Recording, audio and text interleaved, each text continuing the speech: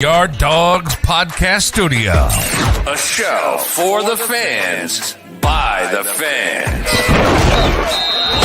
Talking all things Cleveland Browns. From our mic to your ears. With your hosts, Jason Hand, Mikey P, and Ian Cold Train Coldiron. Are you ready for some football? We're ready for some football, baby.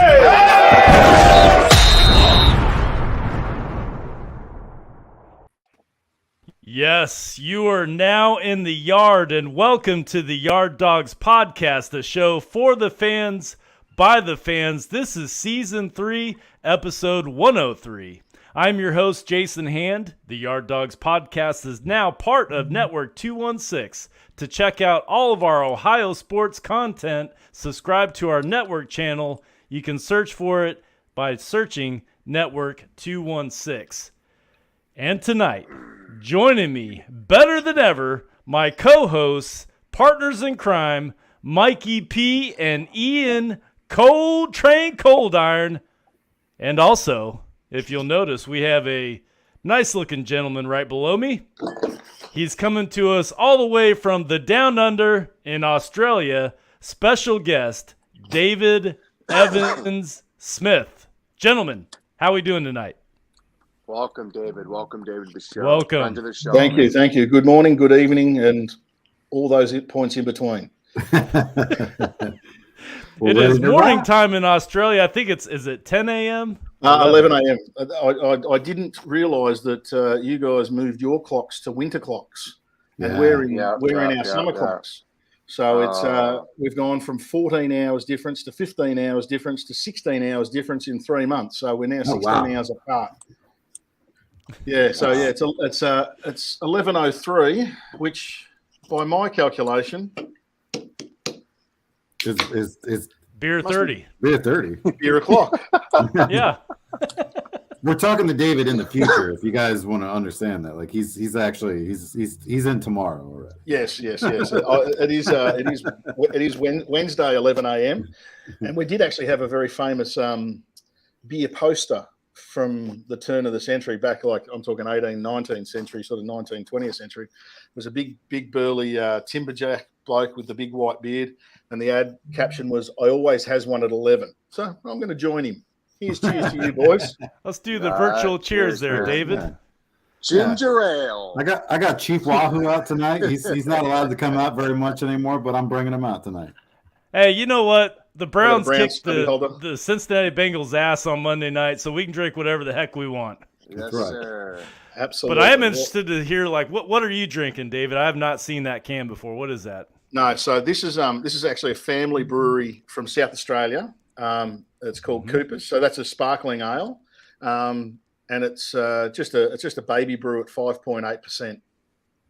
That's it? So, no. Yeah, just a baby. Just a baby. Mother's milk. So it's brewed in the can. It's actually one of the only beers, to my knowledge, and I've had beers from, I think I've chatted on another podcast, I've had beers from something like 58 countries, that is still the only beer I know of that has best after date on it, because it's naturally brewed in the bottle. And when you get it in the stubby, you actually roll it, because at the bottom of it's got the live yeast, and you can put it back into the drink, and it just makes it that extra creamy and just amazing. That's how I get this model figure.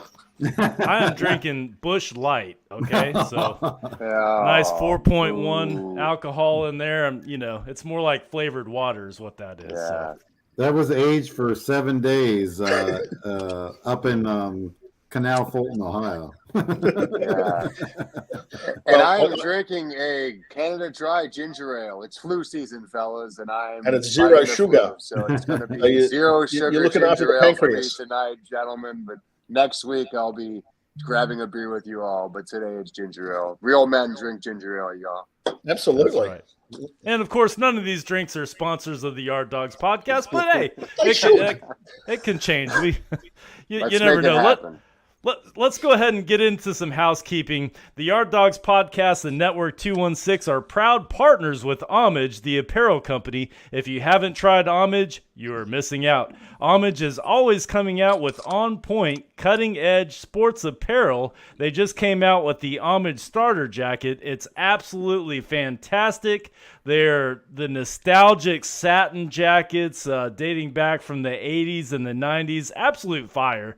They come in orange, white, and brown. Showing support for your team does not have to cost an arm and a leg. As a bonus, you will get a special discount using our link to shop at Homage. Support the show. Do it in style by shopping for all of your favorite sports team gear, not just the Browns. There's 31 other NFL teams on the Homage website. Find our link on our website, www.network216ohio.com, or look for the Homage link on our Twitter page at YardDogsPod. Shop Homage today. Gentlemen, have you seen the new threads that Homage came out with? I believe it was a week ago. Maybe a little bit more than that, but the Homage Bud Light Browns. Have you guys seen this T-shirt? I did. I registered for the neon light. Like I don't know if I won it. I don't think I did. I registered and had my wife do the same. I sent her the link and said, "Hey, sign up for this." So I don't know. We'll have to see on that. But they also have the Victory Monday hoodie, which is pretty cool, and then the crew neck sweatshirt. So always coming out with good stuff. They certainly are. And here's a plug from Down Under for Homage. They've got orders from Australia. Ooh. The boys from the Browns backers have ordered jackets, and it was actually one of the notes I had in my copious notes for the tonight. The boys are having a chat on our WhatsApp group. Most of them have ordered either a brown or an orange. One of the boys, as I was saying offline before, is up in Cleveland for the Bucks game, and then he's traveling around. He's also going to a Cavs game and a few other bits and pieces, doing a lot on the East Coast there. But he was umming and ahhing about ordering a white. Now, he is also a father with children. Ooh. And I think with all of us, white is just a no-go zone. That beautiful white satin, you'd want to get it mounted. Yeah. You wouldn't want anyone near it because you know that there's going to be a snotty nose, a grotty finger, chocolatey covered fingertips going on it. But my God, it looks resplendent. Mm-hmm. It is absolute fire. Yeah. So there's 4 I know of that have been purchased by boys down here in Melbourne from Homage. So keep up the good work, guys. Shout out to Homage, man. They're always coming out with some really cool gear. I mean, not just because they're a sponsor. I mean, I was a customer last year before we were they were our sponsor. Yeah. I just ordered a Browns jacket, and I ordered the color brown. It was between brown and orange, and I don't know. I'm wearing orange right now, but I actually let my wife decide. I said, which one? She said brown, so that's what I did. Should be here in a couple days. Well, you can wear the brown jacket with the orange hoodie, and then it doesn't become an orange overload. It's a nice breakup. You got some contrast going on there. That's it. Yeah. There we go. And of course, we are in the yard. So if you hear dogs barking, this is the Yard Dogs podcast for a reason, man. Yeah, we got mascots too, buddy. That's right. That's right. It's just our swagger. Let's get into some news and notes. Denzel Ward had a concussion. Seems like 3 or 4 weeks he's been out. Wyatt Teller, calf, and David Njoku, high ankle sprain. They're all likely to come back this week against the Dolphins. That is great news. David, I want to get your thoughts on that, man. I mean, we could possibly see all 3 of these players, which we need them, playing this week in Miami. Absolutely. The one thing backing back over Denzel is I'm actually genuinely concerned for his long-term safety. This is his 3rd or 4th serious concussion. This is sort of starting to trend down the path of his name escapes me. The brilliant linebacker from Carolina, Kuechly, Luke Kuechly, who had to retire for similar sorts of concussion issues. I am nervous about that. Having Teller back, amazing. I think Yonder Froholt has played an amazing backup role. He's a big unit. He's Viking. You can't go wrong when you've got a Viking on your line, and then you've got Teller, who looks like a Viking. So, one in, one out. I'm happy with both of them. I think that's great. The Chief will thrive in that heat. It's his old stomping ground, isn't it? He's a player from the U. He's really, really starting to develop the way we thought he should have maybe 2 years ago. And I put that down to the tumultuous run that he's had with what feels like 337 coaches and 27 quarterbacks. Yeah. It's just, and he was young. We knew that he was young. What was he, 20, 21 when he came out? Yeah, he's now matured. He had a little tanty a couple of years ago and threw the toys out of the cot saying, I want to trade. And then they went, no, we want to develop you. He saw that moving forward. We've seen it already. I think with him coming back, that just frees up that middle of the field and some little flares and those sorts of things that, if the line can't hold it, which I think our O-line should take care of their D-line. But I'm really excited to have Wyatt and the Chief back. And who was the third one's coming back? Denzel. Like I said, I'm nervous about him. We got a couple other players coming off IR very soon. Jerome Ford and Chase Winovich. They're designated to come back from IR, so hopefully we'll see them in uniform soon. Mikey P, we talked when this trade went down. Seems like a year ago, but it wasn't. It was early this offseason. Deshaun Watson, he can come back to practice starting Monday. The Deshaun Watson era is about to start. How excited are you to see him practicing with the team? And we're just 3 games away from the Deshaun Watson era to start. I'm excited to get him back. I think it'll he's kind of already back in the locker room now. You notice that was right before, I believe, the Cincinnati game, if I'm not mistaken, that he was allowed to come back. And I think him being in the locker room just kind of adds that, kind of rejuvenates and gives that sense of energy. And you kind of saw the team play with that. And, he's going to come in. He's, while Jacoby's the starter, he's going to be getting second team reps, maybe even third team reps. They're not going to take reps away from Jacoby that he needs to be getting right now until it's his turn to get in there and start. But at least him getting back in there, it's not just your suspension ends and you show up at practice and you start going, like it's kind of an ease back into it and kind of get his sea legs back on there. But I'm excited to have him, and I can't wait to see him on the field. Like that first game against Houston is probably going to be a lot of storylines going into that. It's going to be a lot of talking. Houston's owner's probably going to be talking. He tends to run his mouth from time to time. But I'm excited to get the DW era back. But I'm not going to say like Jacoby has played his ass off. Like he's had one game where, 2 games where he wasn't great in Carolina, but he won the game. And then he had a subpar game against them. But other than that, Jacoby has done what he's needed to do for us to win games. And I appreciate everything he's done. Like I hope at the end of the year, somebody seriously, because there's going to be a lot of transitions next year between quarterbacks, and we only have a handful of young guys coming out in this draft that are quarterback, I would say, ready to start day one. I hope he gets an opportunity to start somewhere again next year. Hey, maybe he could come back to us, right? I mean, that's not out of the question that he can sign on with the Browns as a backup. We've been known to pay backups pretty good starter money for some teams. He's definitely a fan favorite. You had mentioned about Deshaun Watson come back to practice. Although he won't be taking first-team reps, I agree with you. Jacoby Brissett will definitely be getting those. But it's just good to have him at practice and talk to Amari Cooper and rub elbows with Nick Chubb and strategize, game plan. Hey, what do you like here? What do you like there? Just that kind of thing. Just him back in the building and being at the meetings and at practice is a good win and a good start for 3 weeks from now. Mm-hmm. Coltrane, we saw this news. I think it popped yesterday. I want to get your thoughts on this. Jeff Saturday named interim head coach for the Colts after the firing of Frank Reich. Were you surprised by this? I certainly was. I actually thought it was a joke. I think I saw it from Adam Schefter, and I had to click on his Twitter account just to make sure there's 9.9 million followers, and it was from him. And he's the interim head coach for the Colts, man. Did this shock you?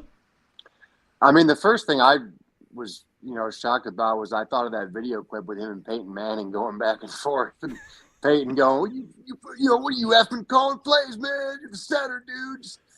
Just worry about the center, man. Just snap the ball. We're gonna run block. That's what I'm thinking. But I was shocked, man. I mean, I'll be honest with you. I guess I didn't foresee as much uproar as it has. I mean, they are absolutely castrating, roasting this dude left and right.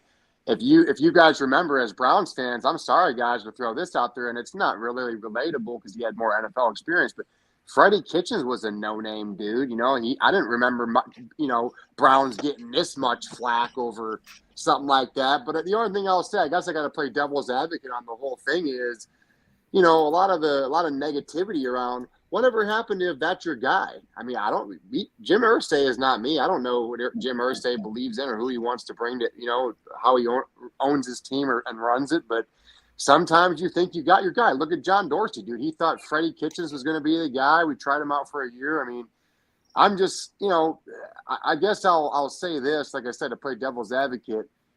Let's see what the guy can do. I mean, if he goes 0-6 or 0-8, whatever the final, however many games they got left, and obviously it was a joke and everyone was right. But man, I guess the most shock for me, Jason, was the way that they're castrating this man as if this dude is just.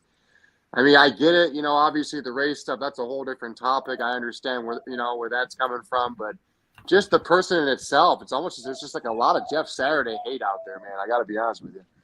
So, I think one thing that's going to make it interesting is his first game this week is against the Raiders, and his last tweet on Sunday was, "The Raiders suck." So, little bulletin board material coming into this Sunday. That's when you say it didn't age well. No, it did not. It did not. He was probably like, I can say this. I'm not going to coach the Colts against the Raiders, right? Oh, wait. Oops. Now I see where Coltrane's going with the Freddie Kitchens thing, except for the fact that I will defend Federico on this one. He had coached in an NFL coaching panel. For sure. Yeah, so he'd been around for 10 odd years. He'd been at Arizona. He'd been he had at least been in the rooms, tight end rooms, running back rooms, QB rooms. Jeff Saturday has only coached high school football. Now this is a 2022 tank for Tua moment. This is going to be a tank for whoever you want, really, in regards to your top three college quarterbacks, and we all probably have Ohio State at one at the moment, give or take who you believe in the media. And not only that, did you see who they've announced as their OC for this week? Is it Parks Frazier is his name. Yeah. He was the assistant to the regional manager, I think. No. Correct. Yes. Yeah. Whose dog walking college roommate went to Sunday school with Jim Irsay's 13th child or something like that. I don't know, but it's a bomb. It's a bomb about to go off, and yeah, it has got Federico written all over it, but it's even worse because he has no coaching experience apart from being in the room and around Peyton for so many years, but that means nothing. Yeah. I tweeted this yesterday, when I heard the news. I said in my tweet that I was going to reserve judgment, because who knows? Jeff Saturday might be a hell of a football coach. I just thought it was an odd hire, especially he has zero experience. And, you're just going to flip the keys to your multi-billion-dollar organization to a guy that's never done it before. Who knows? Maybe he'll be a good coach. It is just an interim basis. Well, I don't know who the permanent hire will be, but if you look at it, they had two guys already on staff that have been head coaches in this league and had some. I mean, one had success, went to a Super Bowl. John Fox, who's their senior defensive assistant, and then they have Gus Bradley, who was a head coach for the Jaguars in this league. So it was kind of surprising to see that they didn't, talk to one of those guys. And, if they're wanting to give former players an opportunity, I mean, they have a who's who of former players on there. Like they have Mike Mitchell, Reggie Wayne. They're one of their great receivers is their wide receivers coach. They have Kevin Mawai as an assistant offensive line coach. So it was very interesting. The only thing I can think of is Jeff Saturday's been in Irsay's ear for months now or something, and it was campaigning to get an opportunity. And maybe Irsay's looking at, hey, this is your opportunity to kind of show what you can do. I mean, the current coach of the Lions, Dan Campbell. I mean, nobody heard of him. And like he tells a story like he kept getting internships and working for free. And finally Sean Payton brought him in and said, I'm going to teach you everything. And if it wasn't for him, like his opportunity he got that interim opportunity in Miami, and he kind of parlayed that, into the next step of his career. So via the kneecap biting incident. Yeah. Everyone should bite kneecaps though. When we get up, we're going to bite a kneecap off. Thanks, Dan. Hey, one topic, Jason, I'd love to add because I know he's watching. Shout out to David. I know he's a big Bills fan. The Josh Allen injury, let's talk about it, fellas. That looks pretty bad. This guy could actually be out for our matchup with the Browns, which could make things interesting, Case Keenum. But, I don't know if you guys saw that video, but it looks like it could possibly – yeah, it looks like it could possibly be a Baker Mayfield to where maybe he'll just refuse what the doctors say or he's going to be out for 2 to 4 weeks. But it looked bad. I mean, I saw one of them in slow motion, fellas, and they mentioned nerves. Yeah. That's scary, man. Bills Mafia, dude, they got to be out there a little bit shaking in their boots, man. I'm not going to lie to you. Here's the thing, though. It's tough to compare him to a Baker Mayfield in that situation because Josh Allen is the face of that franchise. There's no doubt about it. He's the best quarterback in the entire league. He's he's a tough guy, too. He's tough, but there's got to be an adult in the room, in the Bills organization, team doctor, to say, hey, let's hold you out for the 2 to 4 weeks. Let's get you better for the playoffs. They've got an amazing record already. Why would you risk that? So I'm not saying that because we're playing them in 2 weeks, but it would be nice to not have to face Josh Allen. I don't think we're going to, boys. It's a UCL. No. It's on his throwing. It was nasty elbow. What happened. It's. I'm just having a look. I thought it was what it has turned out to be. It's an ulnar collateral ligament damage. So it's obviously it's got something to do with you think of it as a golfer's elbow or a tennis elbow type situation. I haven't gone into it. I mean, while my job is sort of this, it's not really that deep into this. I haven't had a chance to go into it. I should have this morning, so my apologies on that.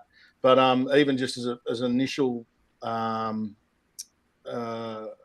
look at it, a strain can take several weeks to heal. Now, we know that they obviously do intensive training and all the other bits and pieces that they do, but it's a potential several week incident, or injury, I should say. So, I think we could probably, while not ink it in, probably get a good crayon and put in Case Keenum, depending on injuries too. I mean, they play the Vikes this week, don't they? Yeah. Yeah, so that's going to be a massive game, which was also in my notes, was having a look at the comparison as we were talking about trying to get wins in a row. The Bills-Vikes game is going to be a massive one for both teams. And now with Josh Allen out, it's even going to be bigger for the Bills Mafia. So that's one for us to keep an eye on throughout the weekend, I guess. And the Bills can't run the ball like that. That goes back to, at the end of the day, I don't care how elite your quarterback is. If you're don't have some semblance of balance on offense where you can rely on a running game when you need to, when your quarterback's off his game, or the Jets line was causing so much pressure on Josh Allen all game. They couldn't run the ball, and if they could have run the ball with any kind of consistency, they take that pressure off. And correct, which is why they probably wanted Kareem. Yeah, and thank goodness we didn't. Should have gave us a second. Could have. You know what? I'm actually happy to keep Kareem, to be brutally honest. Yeah. They can't stop the run either, Mikey. So No. that's a defense issue for them as well. So I did notice because he was on my fantasy squad, that running back for the Jets, he went off a little bit on them. So I noticed that. I definitely will be putting that in the head in 2 weeks, going Nick Chubb, Kareem Hunt, maybe get them locked and loaded for that matchup. But that's pretty much what we'll need to be doing. So because Buffalo built their team like the Indianapolis Colts of the 2000s with Peyton Manning. Strong quarterback, can throw it all over the yard. You're meant to get the lead, and they got 4 guys that can get after the pass rusher. So that meant, hey, get a lead, make them play from behind. That way you're causing turnovers, getting sacks, fumbles like that. But when that formula doesn't work for them, they struggle really, really bad. Mm-hmm. And you saw it. In the 2 games they've lost, it's been the same thing. Can't run the ball when they need to. Well, let's move on. The Browns had a bye week this week. First of all, thank you for everybody that's joining the Yard Dogs podcast. Ian, you just mentioned this. We have a lot of YouTube subscribers that are watching the show right now. I see some comments rolling in. Brian, MC Lawrence, thanks guys for tuning in. If you're looking at your phone and you're watching this show and you notice that you're not subscribed, go ahead and hit that subscribe button. Totally free. You're helping out the show and Network 216. As I mentioned, the Browns had their much-needed bye week. Head coach Kevin Stefanski said this week that they will self-evaluate on areas we are good and areas where we can improve. Now, we're not privy to these discussions, so we'll have our own.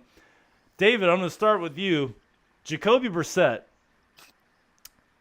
he's exceeded expectations. I think most will agree. What did you think of him when we signed him, and what do you think about Jacoby Brissett now that we're halfway through the season? I was perfectly fine with the signing because I thought that he was at least 5 or 6 steps ahead of Keenum. He seemed to be able to do what was required when required in given situations. I liked the interception touchdown ratio. Yes, we've seen some errors. Some of that you go, that's football. But also we go, there's some mental errors that have occurred. And that's the first weeks you can put down to teething issues. Now they seem to have kind of rectified a little bit. Still got a little bit of the panic. I think he has exceeded all expectations. I think he's played smart football. He's really got the team unified by the sounds of it, for the most part, on the offense. The issues that were coming out or have seemed to have come out, as we've always said, winning stops that. Winning quells all those issues. So I think he's a mature head in a room. He's not loud. We don't have loud guys. We don't have those Dan Campbells that we were just talking about. We have guys that are, are nerds. Let's put and they're the best. They are, outside of crashing your $300,000 sports car, you don't hear anything from Miles, which is fantastic. He walks his dog. He plays with his dog. He interacts with the kids. I think the funny thing was I almost got you 55. That was fantastic. Seeing that sort of vibrance from your QB, you need a little bit of moxie like that. But he's not arrogant. He's very thoughtful. He's measured. And I love the way he's gone about it. I would happily keep him as a backup for next year. I would too. I mean, not many people have talked about that, but I would definitely welcome Jacoby Brissett back as a backup, assuming that another team's not pounding down the door to have him start for their organization. I certainly wouldn't blame him if he chose to do that. Coltrane, running backs, our running back room. I'm going over the good right now and our self-evaluating. Our running back room has done phenomenal this year.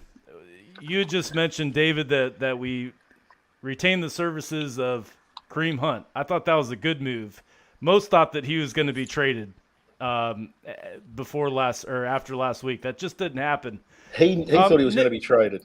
Yeah, you look at that sideline. He was.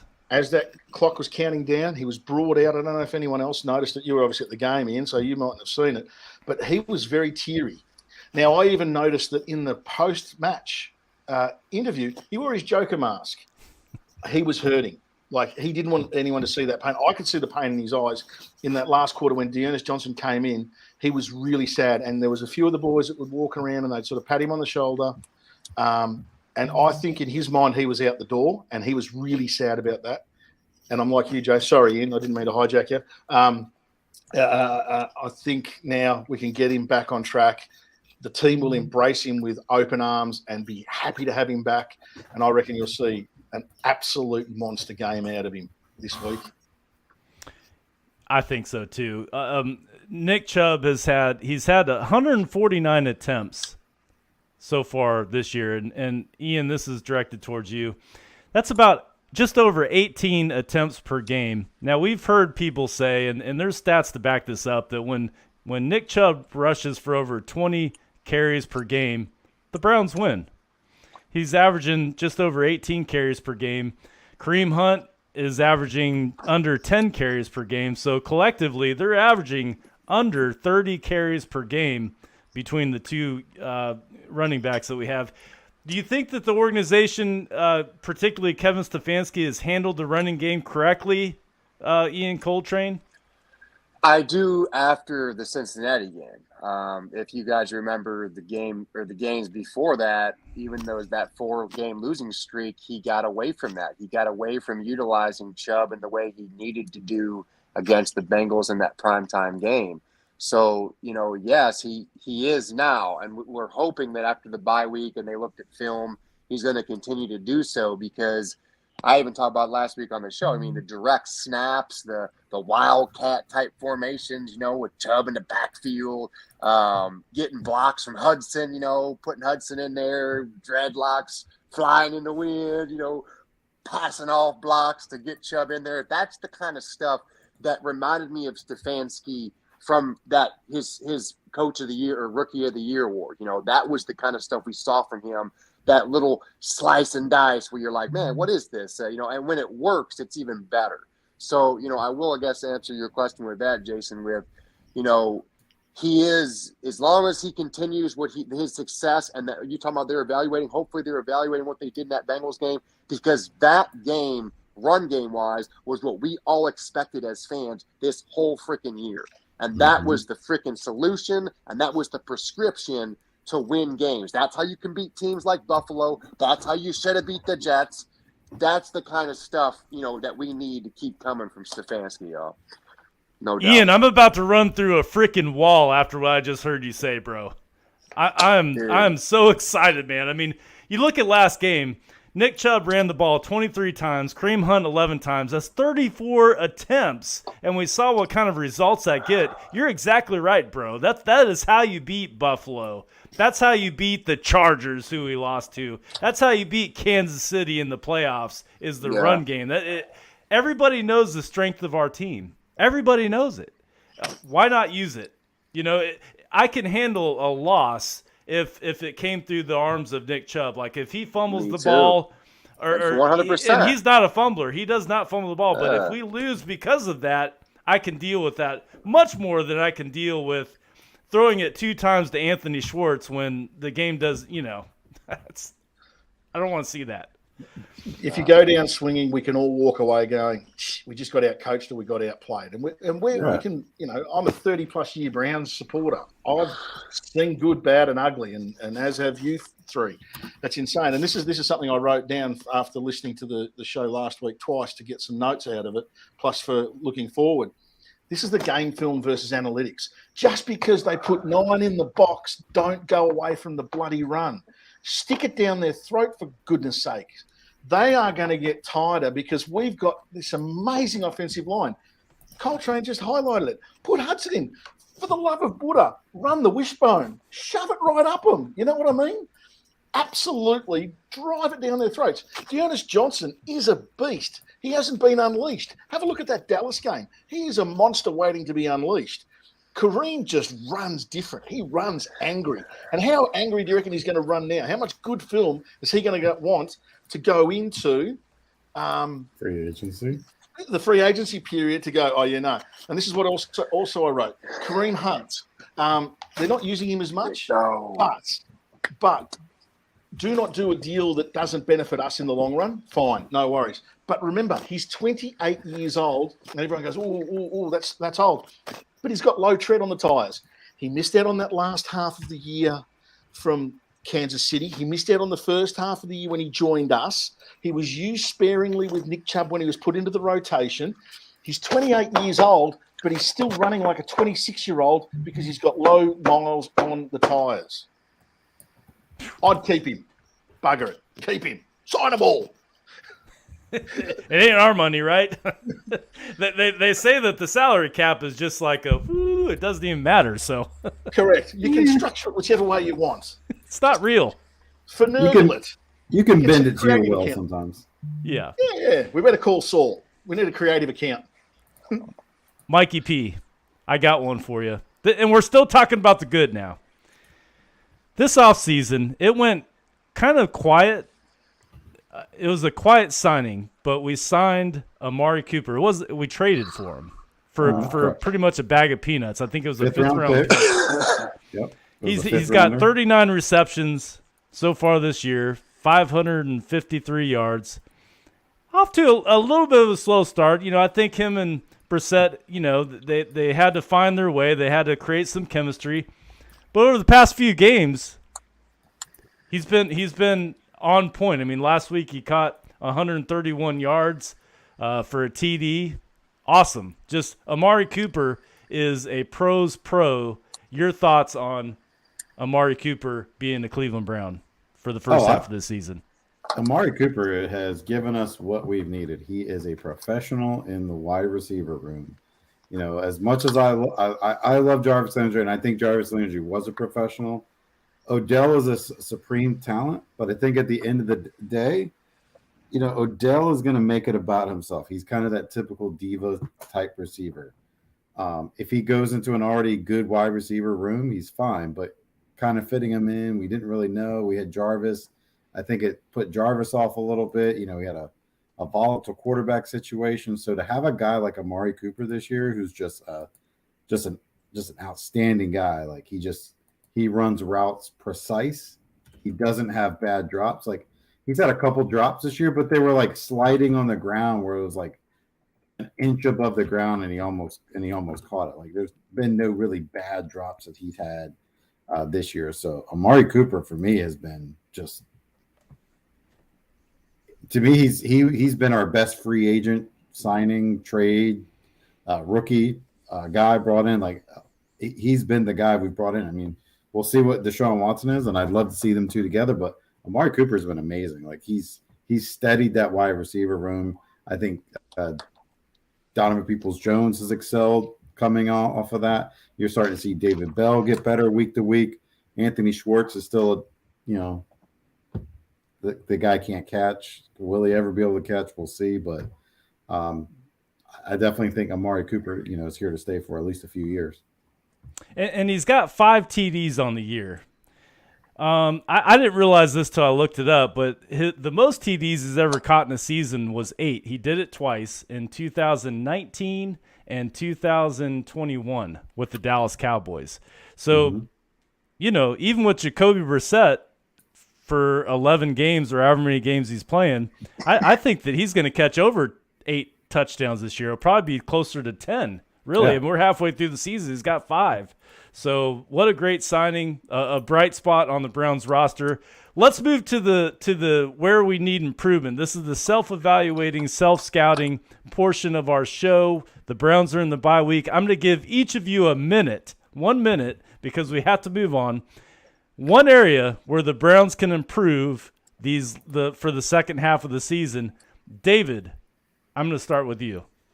The back 7 defense. I think Emerson's been an amazing find. Huge, brilliant, love him. And you'll probably put him on the cheater this week. If not, you put 20. Genu. That's where we need to. We've got to stop these play breakdowns. JJ3, by the sounds of it, is going to keep the green dot until DJ gets up to speed, and I'm fine with that. I think when JJ has the green dot, he's more engaged, which means that he's going to keep Delpit on a tighter leash, and then we can use Harrison better. So that's where I think we can improve in that back lot, and unleash the D line, unleash them, for crying out loud. Do what they did against Cincinnati, against Miami, and Tunga Tuivasa-Vailoa Tua Tagovailoa is going to have a rough day, I believe, but we'll see. Good pronunciation out of you. I like it. Coltrane, let's go to you. Where can the Browns improve? And you have 1 minute. First things first, I'll use it on thank you, Rick Dog, for watching. I seen his comment pop up. Appreciate you watching, bro. Appreciate you enjoying my running back song for Kevin Stefanski. But my name is going to shock you. I'm going to play devil's advocate to David earlier. Jacoby is my player of choice here on this topic because I don't need dumb turnovers. Don't turn over the ball at the most pristine time of the game. This week coming up, Miami, Jacoby, you have no room for error, my friend. Be patient in that pocket. If it's there, throw it there. If it's not there, throw it away. Eat the sack as well. Eat the sack, my friend. Just do not do anything crazy. We need you to play just like you play with the Bengals. Don't put him in too many situations, Stefanski. Make him throw 15 to 20 times. Run the ball the rest. But Jacoby, just be patient, baby. We need you, dude. We need this game, homie. It's good advice out of you. The Browns are 16th in passing yards per game at 221 yards per game, and the Dolphins are second at 293. So to your point, David, we have to get after the quarterback. And to your point, Coltrane, Jacoby has to throw lights out this game for sure if we want to stand a chance against the Miami Dolphins. 100%, brother. 100. Well, you've only got to look Mikey at P. Tyreek Hill's yardage. For me, Yes. For me, it is Joe Woods. Ooh. Joe Woods needs to take what he learned again that Cincinnati. And just like Joe Woods, nowhere to be found. Moving those guys around the board like chess pieces. And it takes long to do it, but he gets aggressive. He had guys playing with their hair on fire. Defensive guys don't want to think. They just want to play and get after the quarterback, get after the running back. That's what defensive guys love to do. Like at the end of the day, that's what they're there for. Stop all the overthinking, put him in place. Yeah, Bucky that was excelling at the mic position last week. Let's keep rolling with that. Bring JOK back into the fold. Get these defensive tackles playing their run fits right. Get after the quarterback, man, and just be pressure. Just bring pressure and have fun with it. Like we have man corners. Let's stay with that. I like it. Let's get into before we get into our next segment, Mikey P, tell us about Underdog Fantasy. Underdog Fantasy. Just remember, we are a proud partner with Underdog Fantasy. Underdog Fantasy, of course, is the easiest place to play fantasy football. If you're like most people and you love to play daily fantasy and you also love to win cash, Underdog Fantasy is definitely for you.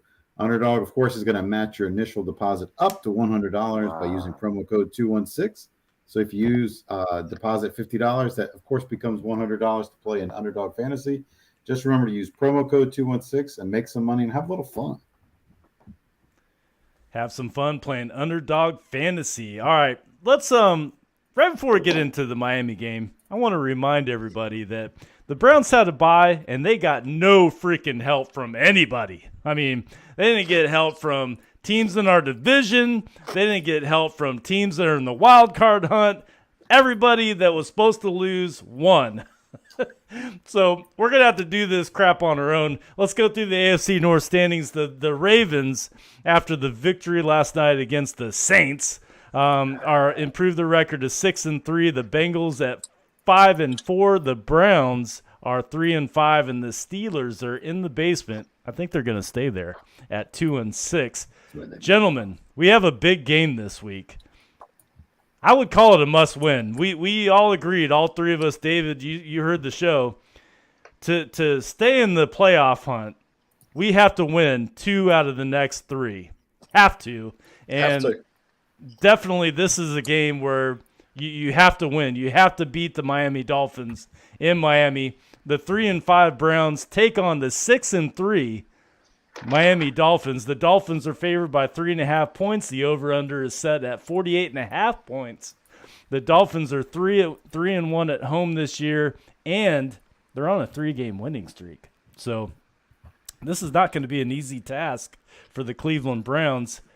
Coltrane, give us some players to watch, man. Like, there's always a few key players on every single team that you just have to watch. Like, these can be game wreckers if you let these guys. And you just mentioned one with Tua, or maybe that was David that said that. But give us some players on this Miami offense or defense, wherever direction you want to go, that we just have to watch, that make sure they don't wreck our day on Sunday. I mean, it'd be their wide receiver room, man. Tyreek Hill and Waddle, bro. Those two guys are just annihilating teams left and right. Tua, throw him into the mix as well. I mean, I never thought anything of Tua. I'll be honest. I was one of the haters, but this year he is making me eat every word. Every game he just comes up firing on all cylinders. So I would say the combination of those three players we have to keep our eye on, because they can just completely change a game, and their speed is just their speed scares me with that Joe Woods defense, kind of what Mikey was talking about, that Joe Woods D with that speed, man. It's either going to be a boom or bust type of game, man. It's going to go either really good for us or unfortunately very bad. So, David, they just picked up Jeff Wilson, and Coltrane, you're exactly right. I mean, Tua is on fire.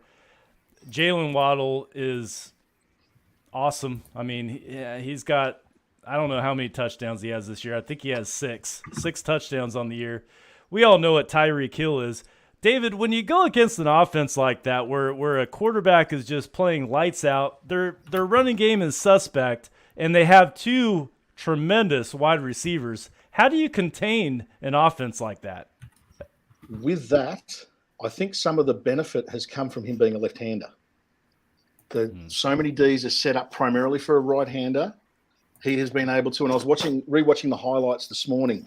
He does some rolls that you don't, he does like a couple of bootlegs and a naked bootleg that you don't actually think about. That would normally be all right-handed. So you go, so the line goes that way and opens out. And you're right. I actually wrote down here in my notes was Waddle. He's no longer sneaky good. He is out and out going to be a star. And Wilson was a really, really solid pickup from them. I was watching them do a little couple of flares and a little sort of slants and stuff that they're doing with him. And with the left-hander, me being a Molly Duker, a left-hander, it's a different throw. It's a different action. So that's where they are beating him. But there is something that our defense needs to be mindful of, is that Tua's arm, while strong, he seems to underthrow a lot of balls. There's been a number of DPIs on both Waddle and Tyreek where they've had to come back to the ball and made contact with the cornerbacks. I see us being able to get some picks from those underthrown balls if we play off them and come underneath them, because he's not getting them over the top. But when Tyreek is open and he hits those strong throws, he's the cheater. He's gone. So we need to be mindful of that like Mikey was talking about, don't think, do. We need the almost an umbrella under those receivers for the off chance of those underthrown balls. Now, I watched Deion Jones track with one of the tight ends on Sunday, and he did a really good job rolling out, doing some pass coverage. So with him on the field, maybe we can use him as an eighth TB, if you like, almost sort of thing. So that's how I can see us doing it. We have got that chance of upsetting them. The more you win, the more you are closer to a loss. Like us, we're on a 4-game losing streak. We're closer to a win. So let's hope it's a what is it? Mountain and Muhammad moment, the meeting of the minds. So let's hope that that's us, because I see them beatable. I really do. We play smart football on both sides of the ball, and our special teams needs to be better. But on that defense side of it, I think if we can umbrella that potential for the short throw when Tyreek gets open, because he's open 80, 90% of the time by a good 5 to 10 yards. But there are a number of plays, like I said, he has to turn around and come back or actually slow down mid-stride to make those catches, because they seem to be underthrown. And that's just from watching a couple of the games. I haven't watched a hell of a lot, but I've watched, a bit of film. Yeah, I mean, they're definitely beatable. I mean, this is not the Kansas City Chiefs. This is not the Buffalo Bills. This is the Miami Dolphins. Now, they're having a great year. They're 6-3. It's in Miami. They're hot right now. They have two dynamic receivers. Tua's back from his concussion his scary concussion that he went through several weeks ago. So he's back. He had a great game last week. Mikey, I see you sitting over there. I didn't forget about you. The Miami Dolphins recently signed Bradley Chubb. All right, so there's 2 Chubbs in this game, 2 big-name Chubbs. Is there a reason for concern about that defensive end? I mean, he's a great defensive end, so you're going to have to make sure you're chipping him, constantly putting a body on him. Fortunately for us, our tackles have done really well. Like as much people give grief to Jedrick Will sometimes, he's really good in pass blocking. It's his run blocking sometimes that he scores low on Pro Football Focus, but he's got to play top notch because Bradley Chubb he's a man child. Like he's pretty damn good. But I never get concerned with this offensive line. Like this offensive line does a great job. I don't know what we pay Bill Callahan, but it's not enough. Like Bill Callahan, I mean, he's taken guys like, I mean, Seattle basically threw Ethan Patrick away. And all these people are like, oh, J.C. Treader was a Pro Bowl center. And Patrick is playing some of the best ball of his life. Like he basically, and Bill Callahan said the talent was there. He was just like a mold of clay. He just needed to be molded. And Callahan is that guy. Teller was the same.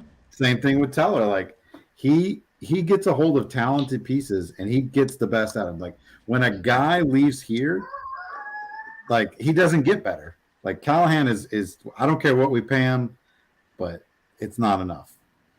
Pay him more. Give him a raise. How old is Bill Callahan? Is he in his 60s? He's got some life left in him, right? 62, I think he is. Yeah, I agree with you, Mikey P. We got to keep that guy on the payroll for sure. The good news about him is the way they structured his deal. He's the offensive line coach and the associate head coach. So in order for someone to pluck him away while he's under contract, he has to be offered a head coaching position. It can't just be a coordinator position. Mikey, busting out facts, man. Yeah, I learned that's why they do these associate head coach jobs. Like, so it's smart because then a team can't reach out and say, hey, we'd like to interview this person for an offensive coordinator, offensive line coach position. He's our associate head coach. You can only interview him for the head coaching position. Well, there's one now. No, there's 2, isn't there? There's 2 head coaching jobs now, isn't there? Yeah, you have Indy and Carolina. So 66. And he probably doesn't want to head coach again. And from those NFL films and guys that have been interviewed, him as a head coach didn't sound like it went too well. Just FYI. Just from some interviews and stuff I've heard. So I think we'll keep him as our O-line coach. Before we get into prediction time, that's like one of my favorite parts of the show is prediction time, and it's a fun time. It's challenging. We're gonna get into that in a minute, but before we do that, I want to get into our yard dog of the week. This is the player that you think can put us over the top to come out with a W in Miami, and it's probably gonna take multiple dogs. So that's why we got four peeps on this show. Mikey P, I'm going to start with you. Who is your yard dog of the week, the guy that you're really looking to explode in Miami this Sunday? The guy that can really explode depending on weather. If it's, Miami, it doesn't really ever get cold there. If it's still warm, it's got to always be Nick Chubb for me, man. He's the guy that you don't want to see running your way in that fourth quarter when you've been in that humidity and you start to wear down, you get a little bit tired and you get on the backs of your heels. Defensive line. So it's Nick Chubb for me. I like it. Coltrane, who's your yard dog of the week? it's Amari Cooper for me. I mean, this guy has just been so fun to watch the last few games, especially. He's really come on here. I hope he plays for the rest of his career here the way he's playing, even with Watson aboard soon. Amari Cooper, I feel, has to have and will have a great game in Miami. Another 2 TD, maybe a 2 TD game, and we need it from him. But Amari Cooper for sure has to play his best ball to really score on this team. Because that's the thing. When you saw Miami score last week, they were in the 30s with Chicago. Or no, who'd they play? Miami? They were in the Chicago. 30s. Chicago. Was it Chicago? Okay. See, I'm arguing myself. But they battled Chicago and it basically a barn burner, and I think it's good. That score is going to be consistent to this score for our game, where it's going to be in the 30s, and we're going to have to we're going to have to score some points, man. If we don't, so Cooper will have to be very much involved. 35-32, I think was the final. I love it. David, who's your yard dog of the week? I'm going to take a little bit of liberty and go 1-0, 1D. I've been singing his praises all night. Kareem's going to he's going to be an angry man. He's going to run. So. He's going to be a sexy angry man, but he's going to be an angry man. He's going to run like a machine. He's going to get some little packages where they put him as a receiver. Maybe running out of the back with Nick flaring out or doing something. And I think on the D, I just love saying his name, Sione Taki. I love all the Islanders. But I reckon on the D side of it, I reckon Sione Taki is going to have a meeting of a brother in the backfield and get a sack on Tua Tagovailoa. I like it. My yard dog of the week is none other than Myles Garrett. That guy is a game changer. When a quarterback is sacked, that's typically a drive killer, and we need some drives stopped for the Miami Dolphins. I think that the dangerous part of this team, and we said it, is the quarterback and these two wide receivers, Waddle and Tyreek Hill. And the way that you disrupt that is pressure. Jadeveon Clowney and Myles Garrett, Deion Jones can help out with pressure, is to throw his rhythm off. Don't give him time. Create pressure, move him around. I've seen some plays where they put Jadeveon Clowney and Myles Garrett right next to each other. Mix it up a little bit, but whatever you have to do, just create pressure and get some drive killers. That's what I want to see. I want to see a 3 or 4 sack performance by our defensive line and our defensive backs. That's what I want to see this week.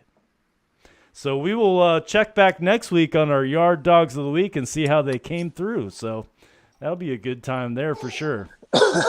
And hopefully we'll be celebrating a win because it's a much-needed W for the Cleveland Browns if they want to stay in this playoff race. And it's hard to believe that halfway through the season we're talking about a playoff race, but that's exactly where we're at because we want to be in the playoffs, man. We got to string some wins together, and it starts this week in Miami. Before we get to prediction time, Coltrane, tell us about our YouTube channel. Well, if you want to support the show, you can subscribe to Network 216 YouTube channel for free. We're working hard to bring Cleveland sports content. We have more shows joining the network. We are your one-stop shop for all your Ohio sports content. Yes, and it's free, like you said. Hit that subscribe button. We're looking to get to 1,000 subscribers. I think we're approaching 800 subscribers now, so we're really close. If you happen to be watching this show and you're not subscribed, do us a favor, do us a solid, and hit that subscribe button so we can notify you. You'll get a notification every time a new show in the network drops. And there's a lot of them, and a lot of good ones. And it's not just Cleveland Browns shows. It's Ohio State. Guardians are coming out. Cavs. We have a Cavs show that's out. So there's a lot of Ohio sports content that's available that's coming to you directly from Network 216. I know that we were extremely excited when we joined the network, and we're even more excited now with all the great things that's going on. Let's get into our prediction time. We have about 3 or 4 minutes, but we only have 2 games. That's it. The Bengals and who else is on a bye? Not Ravens. the Steelers. Ravens. The Ravens. Bengals and Ravens are on a bye. So we have Saints, who we just saw last night, just kind of disappoint all Browns fans. The Saints are at the Steelers. Now, I found this surprising. Guys, I have not watched the Saints a lot this year. I haven't, but I did watch them last night. I was surprised that the Saints are going to Pittsburgh, and they're still favored by 2.5 points. So I'm interested to hear about your predictions. We're going to predict who's going to win the game and your exact score, because if you get the exact score, you get 3 extra points. For every game you predict right, you get a point. We keep the tallies throughout the year. Let's go through the standings. Mikey P has 13 points for the year. Cold Train in second place at 16 points. And I'm barely leading. This is very close between all three of us at 17 points. So this week, let's start with this game. Saints at Steelers. David, you're our guest of honor. I'm going to start with you. Who's going to win this game and what's the score? Saints 13-6. Saints, did you say 13-6? Yep. So a very low-scoring game. Saints 13-6. Okay, that's what you think about the Steelers. Yep. All right, Saints. Cold Train, let's go with your score prediction. Kenny Pickett's hands grow for one time only. Steelers 21. Suffer who was playing Saints 17. No, you didn't.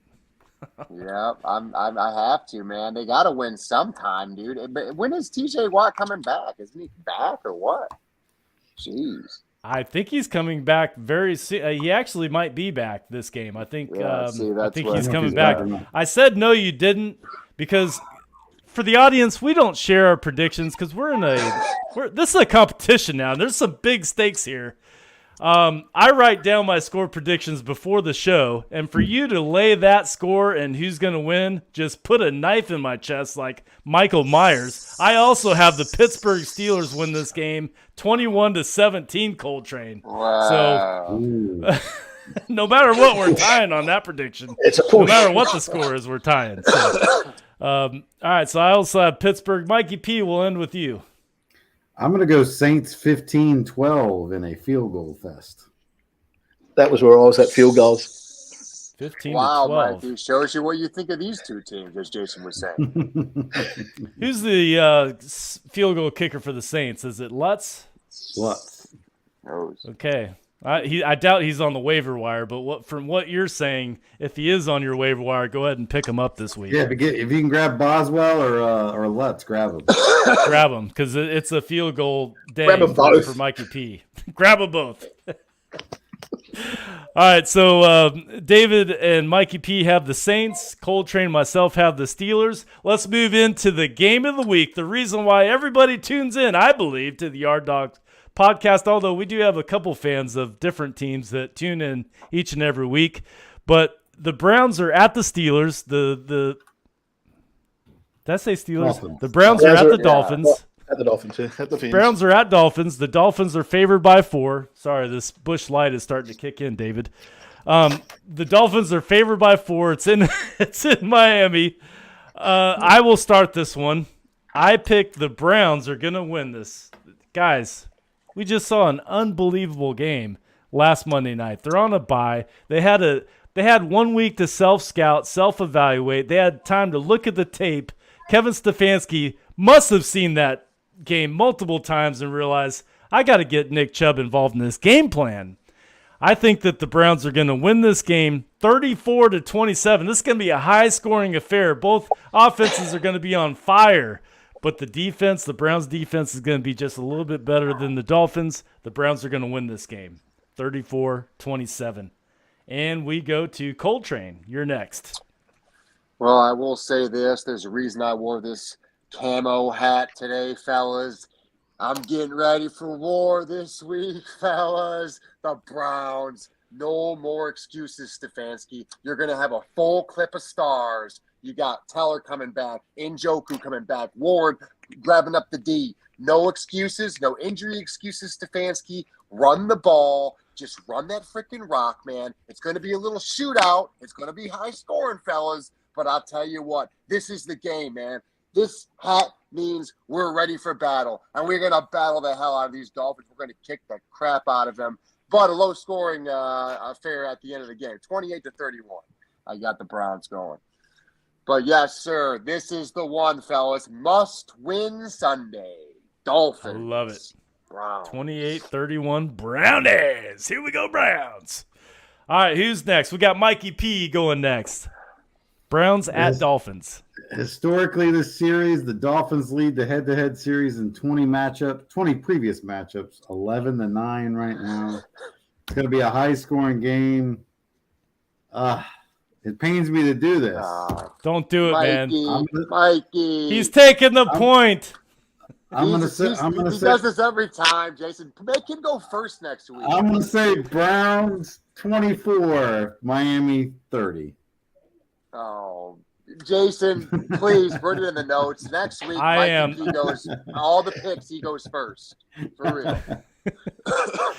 Hey, he took his fan hat off and he told us what he really thinks as a analyst. Is that what we are? Analysts? All right.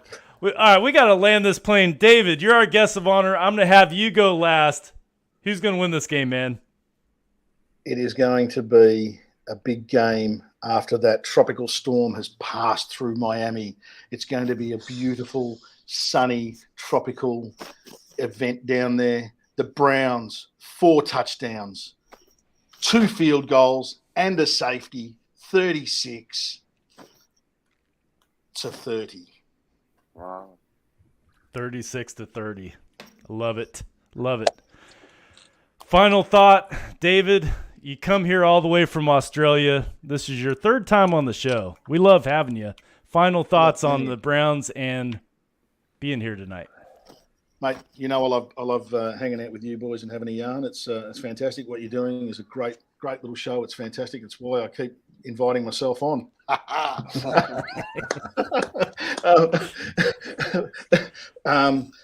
Keep up the great work, and it's really good to see that the network 216 has jumped on board and taken you under their wing, and Homage and the draft specialist are putting in the sponsorship, and that's really great to see the show develop and grow. So awesome. Love to see it, because I'd like to say I'm the dude that was on the ground floor.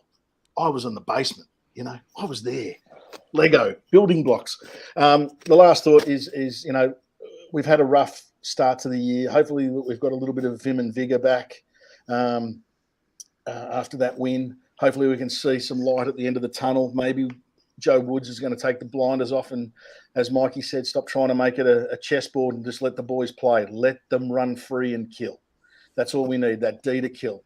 So, again, thank you so much for having me. I love it. Keep up the great work, lads. And let's go Browns. Let's make sure we get this. Like Coltrane said, it is a must-win. But let's be honest, the next 3 weeks are must-win.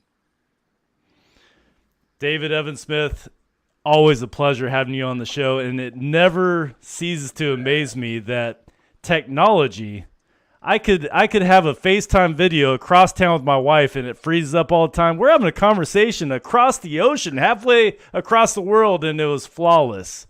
Beautiful. As we just lost Mikey P, but maybe he had to go for another reason. But always enjoy having you on the show. Coltrane, I love you, man. Let's go get this W. Browns at Miami. We're going to do it, man. We're going to get this win. Dubs. The U, Dubs, y'all. the W. The W. I love it. Stick around. The Barking Browns is coming up next. We like to end all of our shows with the Go Browns. So, Coltrane, David Evan-Smith, if you'll join me on the count of 3. 1, 2, 3. Go Browns! Go Browns! See you next week.